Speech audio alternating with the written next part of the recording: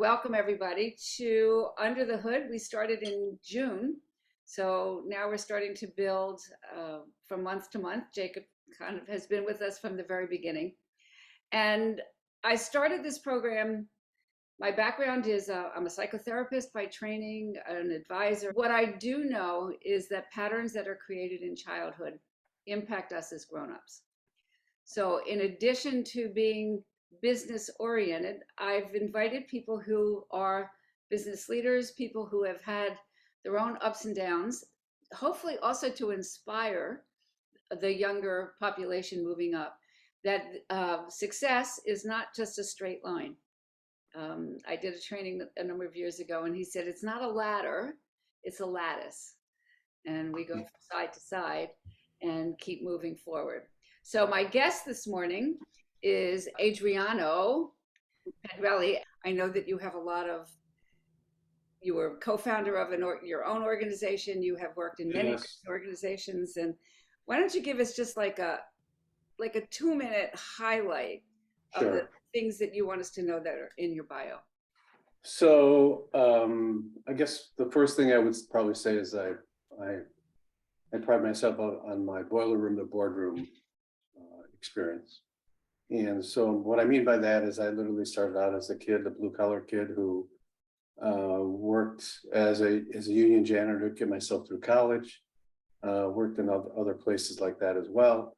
Ended up going into public accounting, and then from public accounting realized that wasn't my gig, and decided I was so smart that I wanted to start my own consulting firm. And that led to an organization, financial services organization that I co-founded, and led to me ended up being on the board of about 7 different companies, one of them public, called Wintrust. And then ultimately working for a couple of family offices, and recently worked for a family office and ran 2 of their companies as CEO. Okay, so I'm going to stop you there. Right. We're going to come back to some of that stuff. But my first question to you, tell us a little bit about your family of origin. I know. Well, I would imagine by my name, you could tell I might be Italian. So the story is that I was made in Italy and I was born here. So my parents came here as immigrants. They are still alive at 94. My dad's about to be 94 and 87. And I was, they basically arrived here at the end of November of 58, and I was born the following year in April, early April of 58, of 59, I should say. That gives you my age. And so my life originally was surrounded by all Italians. We lived in an Italian neighborhood. I lived in a 3-flat. And in that 3-flat were my grandparents, my friends of the family that were from the same small town that my parents were in, and then ourselves. And so when I grew up only knowing Italian and my first language being Italian. And my name was always Adriano until somebody shocked me with a new name when I got to kindergarten, and they started calling me Adrian, and I would never respond because I did not know who Adrian was. And it was interesting because that started molding my life in terms of me seeing that I might be a little different than everybody because I was having experiences that were unlike other people in school. So being a first-generation American, I know, has its own impact, right? Right. And very interestingly, out of many of the people that I've interviewed, many of them have been first-generation Americans and impacted greatly from your families. So what kind of behaviors or patterns did you develop in response to this upbringing? We'll start with the good news. Well, no, it was, obviously we were all very close as family. Not only, I only had one brother, but we had a very extended family. So I'm extremely, even to this day, I'm extremely close to all my cousins, not only here, but also in places in Italy and in France, because I have cousins in France and in South America and in some in Australia. We literally have a WhatsApp chat site where all the cousins are on that site, and we communicate almost on a daily basis. Okay. And that's really, that was the kind of the dichotomy that I was going through throughout my whole entire life, especially up until high school and college. Was I had a separate life because I would live in Italy in the summer, starting when I was 6 or 7 years old. And so I would not experience some of the things that you would normally experience as a kid, because I didn't play baseball, because I wasn't around for the summers to play baseball. But on the other hand, my dad was a blue collar guy. My mother was a woman who would go out and, clean people's houses. And so what I learned, and what my dad taught me, was he taught me how to work hard. When he would do his janitor jobs, or we would stoke the coal, they call it stoking the coal in these apartment buildings. Literally, I was 10, 12 years old. He would wake me up and say, come on, you have to help me stoke the coal. So I would do that before I would go to school. So unfortunately, I got this habit, which I still have, is I pretty much wake up every day about 4:30 or 5 o'clock in the morning. And I can't kick that habit, by the way. But it taught me hard work, which is a blessing and also is a curse. The blessing of, pardon me? How so the curse? Well, it's a curse because sometimes you have, sometimes you don't have to work so hard. You have to think before you do something, right? And so, in the beginning, I would work. But the reality was I wasn't thinking smart and thinking, okay, how can I do this better? How can I do this faster? Think it through before I go and do it. So I was always a bull in a china shop kind of thing. So the patterns that you created from your family were hard work, right? Family oriented. And the ones that got in your way, in addition, again, because I'm always looking at the pieces that mold us, that mold us as leaders. And my experience is that great leaders are also very self-reflective. And so coming from being a bull in a china shop, right?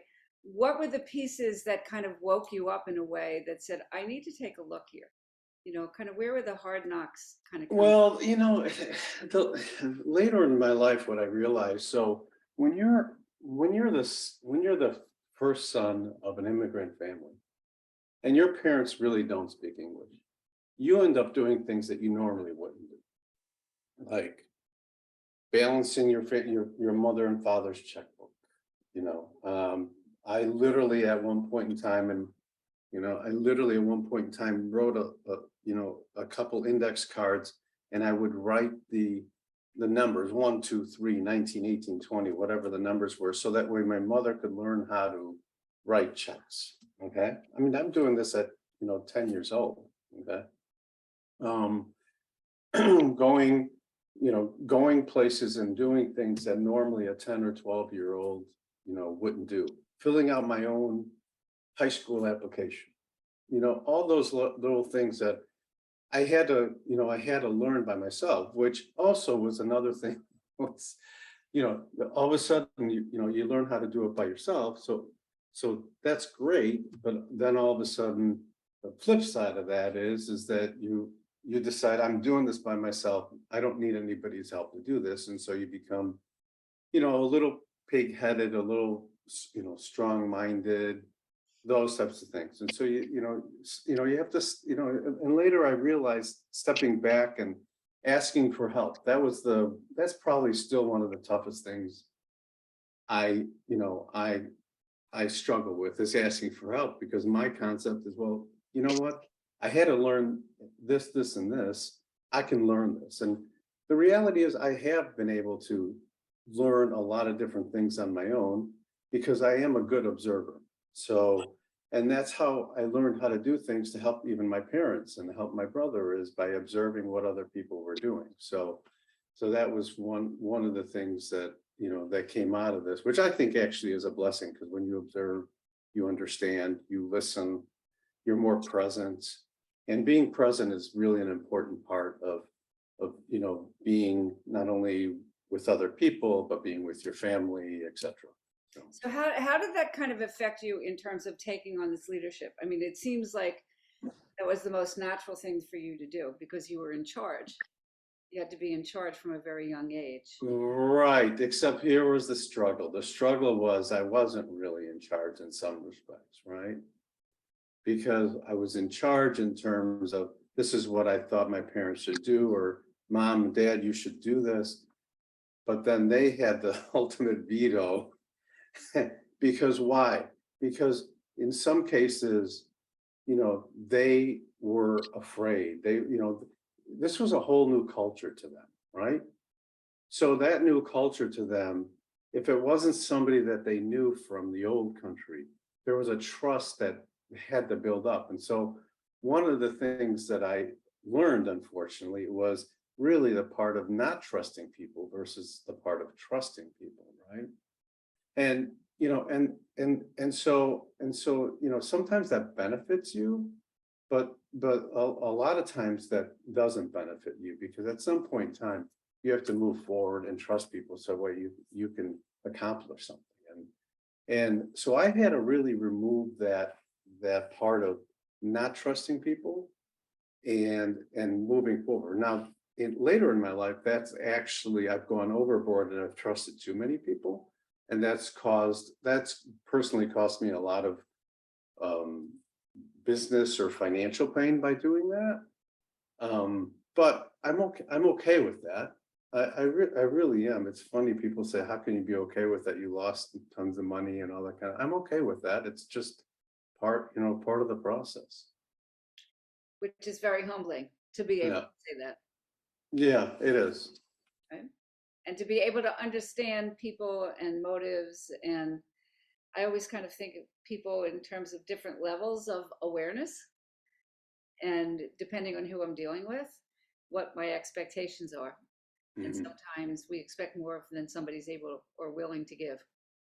So again, in terms of your leadership pieces, Mhm. the pieces that you think are the most valuable of all, I mean, what has served you better than anything that you wouldn't give up for anything in the world and you want to keep repeating over and over and over again? Make it happen attitude. One of the things is when you're stuck with not knowing the answer and you have to figure it out, it you have to work really hard at figuring it out. And so in a sense, I always looked at it as making it happen. I didn't realize it was that at that point in time, but I do now. And for me, it's my make it happen attitude. Give me a problem, give me an issue, and I will make it happen. And that's and I've done that for so many people, and I actually enjoy it. I enjoy I enjoy helping people. I enjoy contributing to their lives, because some people just haven't dealt with some of the adversities and some of the challenges. And for me, it's kind of second nature to me to do that. So Adriana, which field, I know this, but I want everybody else to know it. Which field are you like, that's your lane and that you are the most comfortable in and can help people the most? Anything that would, like, we're talking about like the industry, like service driven or something. Yeah. Right. I'm more of a service driven type of person. I can relate to people. I can understand people. I can understand their needs, and that's where my power is. Right. My power is in that lane or that field.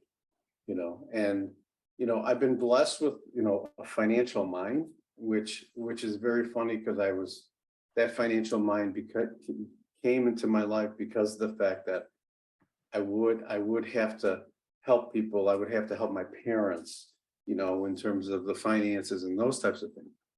And so that's how I got into public accounting. But I realized that just because I was a math whiz didn't mean that I liked doing the accounting. It's second nature to me, but it wasn't something I was passionate about. It wasn't something that I really liked. So what I want to know also is who inspired you? Who has inspired you? Huh. That's an interesting question. Who inspired me? You just woke up. Well, that too. Somebody stuff. Who inspired me? You know, I have to say there's probably a couple people in my life that have inspired me. Probably my uncle, who's passed away a long time ago in Italy. You know, he was an inspiration to me. My dad is for all his hard work. It's very hard to come to this country and make it happen. I apologize. So so imagine trying to do that for a guy who comes here who's 30 years old, has nothing, and tries to support his family. I'm sorry. That's that's very inspiring to me. Yeah. And I also know that you're a dad and very, very close to your kids and to your wife. Yep.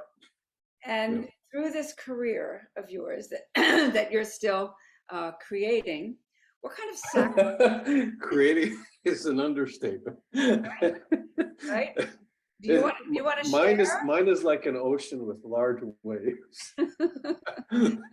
I don't know any entrepreneur whose life is not like that. That's most of us, probably. And I keep on battling against those waves. Yeah. Sometimes we have to learn how to ride with them, right? Right. Right. Exactly. And then life can work. So what kind of sacrifices have you had to make? Being a dad, being the in between generations, because you've got it all. I know you do. Well, I'm definitely the sandwich generation, right? Because I didn't get married until I was basically 40 years old. So the good thing about that was that I was able to get married and already had some success in them. So from that perspective, I was able to give more time to my kids because I wasn't as worried about this, that success. Unfortunately, sometimes though, you make plans and God laughs at you, right?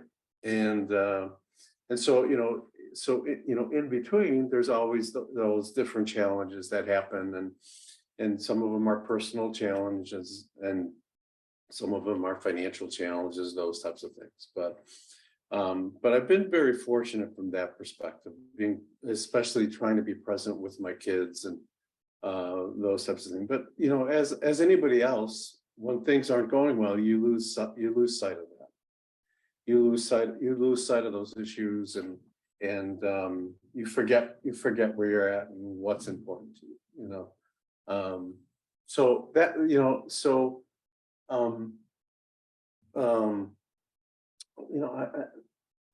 I almost don't feel like I've had, these tremendous challenges like some people that I know, like some of my friends or some associates that I had. My challenges have been more personal, like, having your first child when you're 42 years old and realizing, the responsibility you have, and at the same time having your best friend die, those types of things, but I can't really say I've had true financial challenges. My challenges have been, okay, how can I be a great dad? and living up to me wanting to be a great dad, which of course we can never live up to because there's always something we do wrong. and and you know, you want to take back all those things. You're like, ah, shit, why did I do it that way? You know, and you think you're doing it right because you think you're a little older, but you're like, damn it, Yeah. I didn't get it right. So, I don't know if anybody on this call has gotten it all right. yeah. So, I mean, for me, it's the challenge of not of looking back and saying, why didn't I do it better? I think that's where the big challenge for me So is. I'm guessing that everybody on this call can feel your heart, can feel your soul. And Adriano, and I will share this if this is okay. He said, you know, I'm really good on one-on-one, but when I get with a group, you know, when I get on camera, I might get a little nervous. And I said, that's wonderful because your humility comes through. And this is really the purpose of this program, that we get to see people who are successful. You know, when people look at, oh, you know, this one's successful, but what really goes into that success? As I said, it's not like a one-shot thing. Right. And the humanity that you are giving us lets us know that we're all on the right track because nobody's perfect. Well, and honestly, I don't feel successful. I mean, I really don't. But I mean, you know, and I just don't know how to measure that success. But you know, I just, you know, because I don't measure things by money, I guess. So, I guess by that measurement, I'm much more successful than others. But I don't feel successful. I feel like I still have 30 years to accomplish more. That's how I'm looking at my life. There's a lot more I want to accomplish, and I've got 30 years left. It's, you know, Hey, well, you're on. that's how I'm looking at it. So, All right. So we have 5 more minutes, and I'm going to give anybody have a question for Adriano? Anything that a question, a comment? I can see there's, you know, things on the chat, Adriano, that I will save for you. okay, good. Comments. Anybody have a question or anything you want to say? I was just wondering, Adriano, what do you think how do I say it? I've always said, and I think everybody would agree, you learn more from your failures than from your successes. What do you think the biggest lesson you learned from a failure, I guess, in your life has been? Oh God. So let me think of which failure is bigger than the other. Don't get too big, but that's something that really impacted your life. You said, boy, You know what, I wish I would have done that differently. The biggest lesson I've learned from my failures is sometimes I go back to when I was a kid, and you know, you have that lack of confidence, and so therefore you don't trust your own gut and you don't trust yourself. And you know, that's one of the things. That's one of the things. I mean, look, I'm a kid that ended up on the board of a public company, you know, with really, you know, yeah, I've had credentials, but really, if you really think about my background, it wasn't like I grew up in the corporate world or anything of that nature, you know. But you know, sometimes I just don't trust my gut, and I lack that confidence in that moment. And as we all know, that moment, you know, that moment is the difference between success and failure. It really, really is, you know. So I have to check myself sometime. And for me, the rule is really true. Give myself 24 hours to think about something, and I will make the right decision. But you know, sometimes, you know, it just and honestly, I'm Italian, okay, and I don't mean that. No, you know, I'm an emotional person. You know, I'm you know, I'm very giving, all those kind of things. And so sometimes, you know, that does, yeah, I want to help people. So sometimes that does affect my judgment because there are people that want to take advantage of that versus wanting to embrace it, you know? I mean, and that's been hard for me in terms of dealing with the people that take advantage of it versus embracing it. You know, I grew up with handshake. When you say something, that's what it is. And honestly, that's been the biggest thing that I've been burned on is that, you know, it really, really is. Thank But you. That was a great question. And I wrote it down. I grew up that way. That's the old, you know, that's the old style way. It just is. You know? I mean, So- my dad taught me to carry a handkerchief in my pocket just in case somebody else needs. I mean, you know, just all these little things that are kind of old world, but you know, kind of stuff. So that's what Cool. that's what I would say it is. Who else? Anybody else? It's great to see everybody here. Thomas, it's wonderful. Tina, Yes.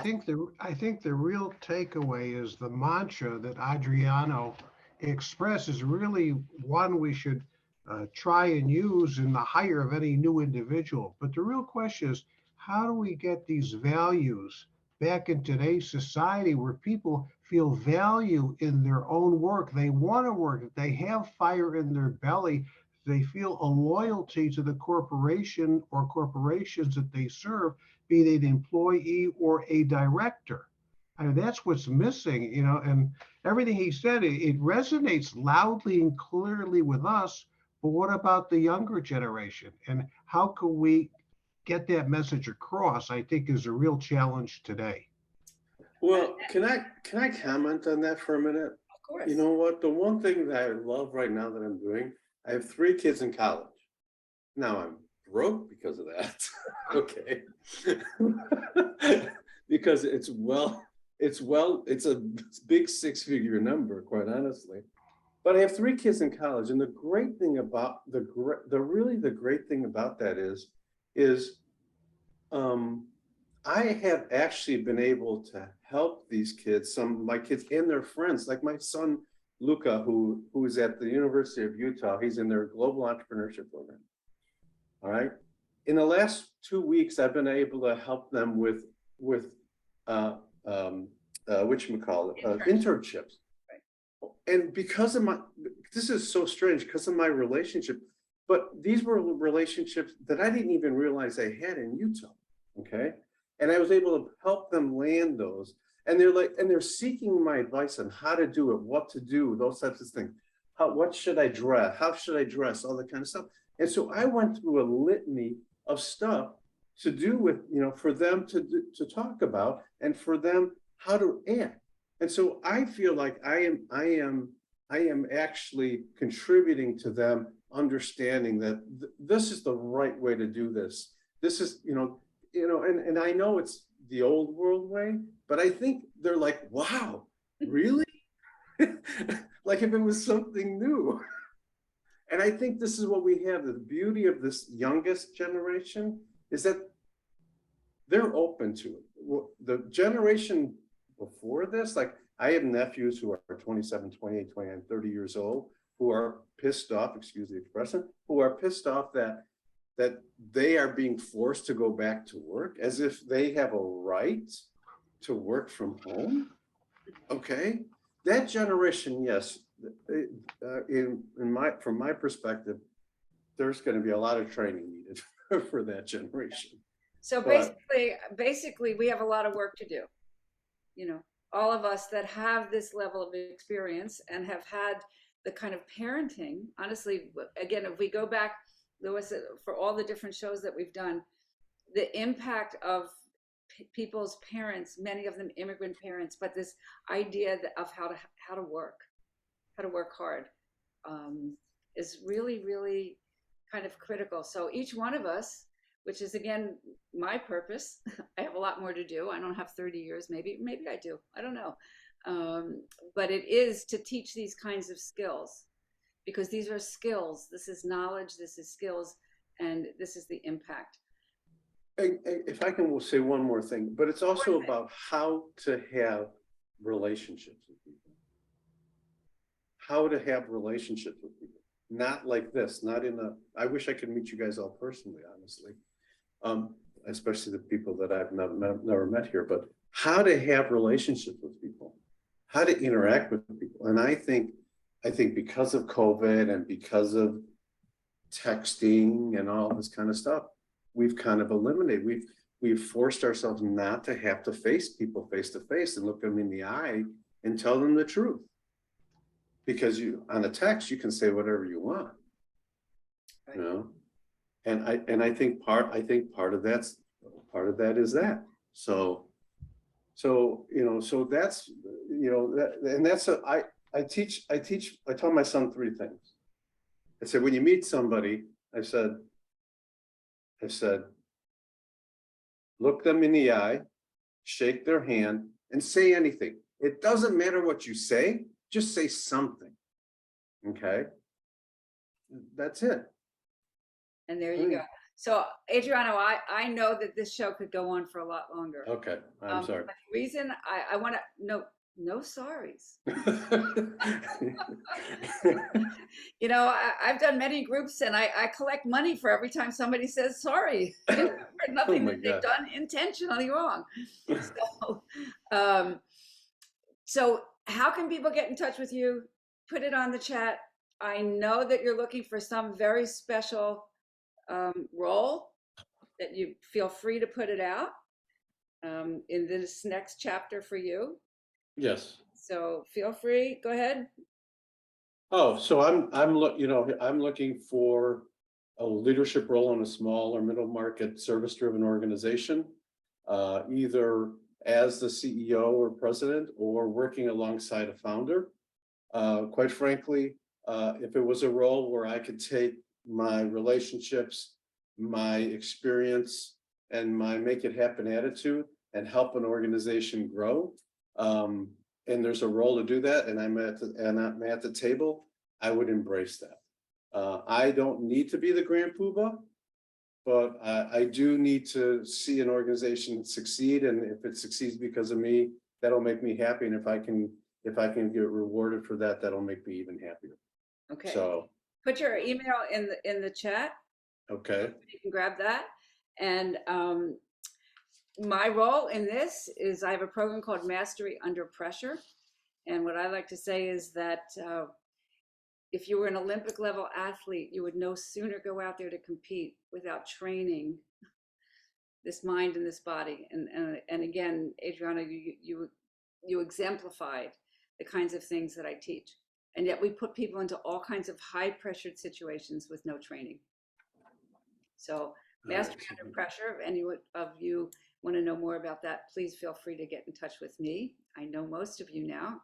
Thomas and I are good friends, and it's really wonderful to see you from New York City. And as I said, Hal's going to be one of our guests coming up. Jacob's been just a loyal person with us. And Lewis has been my foundation here in this program. So thank you, Lewis. So thank you all for joining us. And I look forward to seeing you next month. It's the 3rd Tuesday of every month.